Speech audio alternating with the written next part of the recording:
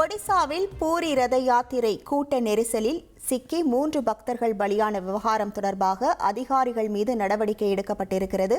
அதன்படி பூரி மாவட்ட ஆட்சியர் மற்றும் எஸ்பி பணியிட மாற்றம் செய்யப்பட்டிருக்கிறார்கள்.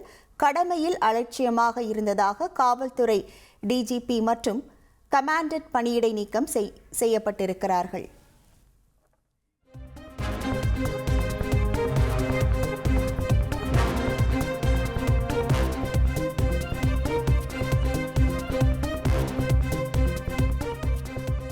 ட்ரெண்ட ஃப்ரெண்ட் ஆக்கிக்கோங்க.